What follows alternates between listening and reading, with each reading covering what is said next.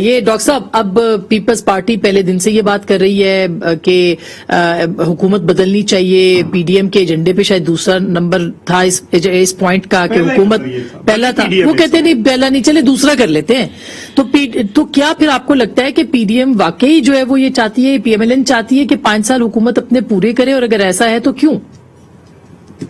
مجھے نہیں معلوم جی, میں تو چودھری صاحب کی بات سن کے تھوڑا سا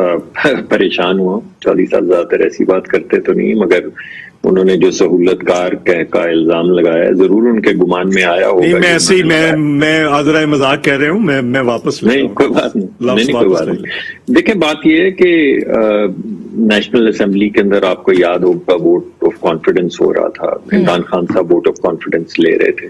اور 9 ووٹوں کی ضرورت تھی اور 5 سے 6 ووٹ ہمارے پاس تھے. ہم نے فارملی پیغام بھیجا تھا پیپلز پارٹی کو کہ کل عمران خان صاحب کو اگر آپ ہمارے ساتھ ہاتھ ملائیں تو ہم کوشش کر کے یہ ان کا ووٹ آف کانفیڈنس نہیں ہونے دیں گے, حکومت ڈیزالو ہو جائے گی یا حکومت گر جائے گی. مگر پیپلز پارٹی نے اس وقت یہ انویٹیشن جو ہے قبول نہیں کیا اور پیپلز پارٹی نے کہا کہ نہیں, ہم انٹرسٹڈ ہیں پنجاب کی حکومت ہٹانے کو. یعنی اب آپ دیکھیے کہ کتنی بڑی تعداد ہے پیپلز پارٹی کی نیشنل اسمبلی میں, لیکن نیشنل اسمبلی میں جہاں پہ 5 ووٹ ہمارے ساتھ بیٹھے ہوئے تھے اور کہہ رہے تھے کہ کل ہم نہیں جائیں گے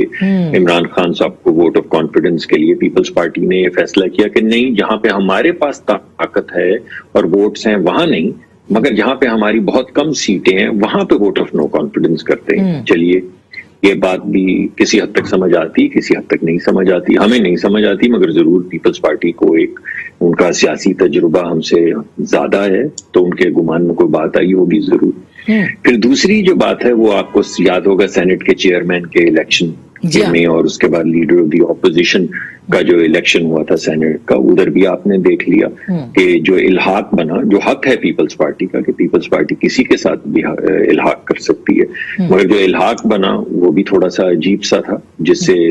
تھوڑی سی بدگمانی پیدا ہوئی کہ یہ کیسے ہو سکتا ہے کہ سینٹ کا چیئرمین بھی باپ کی پارٹی کا ہو, سینٹ کا وائس چیئرمین بھی باپ کی پارٹی سے آئے, سینٹ کا لیڈر آف دا ہاؤس بھی باپ کی سپورٹ سے آئے اور سینٹ کا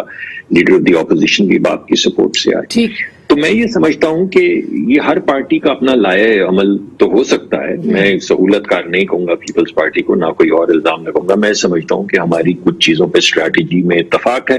اور کچھ چیزوں میں اسٹریٹجی میں اتفاق نہیں ہے. ہماری اسٹریٹجی یہ ہے کہ یہ جو بوجھ لادا گیا ہے اس الیکشن کے ذریعے, جو پیپلز پارٹی بھی مانتی ہے اور ہم بھی مانتے ہیں, یہ ہمارے لیے قابل قبول نہیں ہے. اس وقت اگر بھانمتی کا کنبہ ہم نے بنا کے ہم کوئی نئی حکومت لانے کے ٹوٹی پھوٹی کوشش کرتے ہیں تو وہ جو سخت فیصلے آپ نے لوگوں کی غربت مٹانے کے لیے کرنے ہیں وہ فیصلے تو آپ کر نہیں پائیں گے. یعنی جس نئی حکومت, مخلوط حکومت میں 5 پارٹیاں ہوں گی اور الیکشن ایئر ہوگا آگے, وہ کیا سخت فیصلے کرے گی. اور جو اس وقت کی حکومت ہے اگر ہم واقعی سمجھتے ہیں وہ سلیکشن کے ذریعے آئی ہے تو ہمارا نقطۂ نظر یہ ہے کہ فوری طور پہ نئے الیکشن کال کیے جائیں. اور اگر vote of confidence no confidence کرنا بھی ہے تو اس کا مقصد خود حکومت میں آنا نہیں ہونا چاہیے, ایک نیا الیکشن ہونا چاہیے, ایک نیا 5 سال کا مینڈیٹ ہونا چاہیے جس میں جو بھی جیتے, ہم جیتے, پی ٹی آئی جیتے, پیپلز پارٹی جیتے, وہ ایک نئے مینڈیٹ کے ساتھ سخت فیصلے کر کے اس ملک کو, جو میں سمجھتا ہوں ڈی ریل ہو گیا ہے, بالکل صحیح ہے.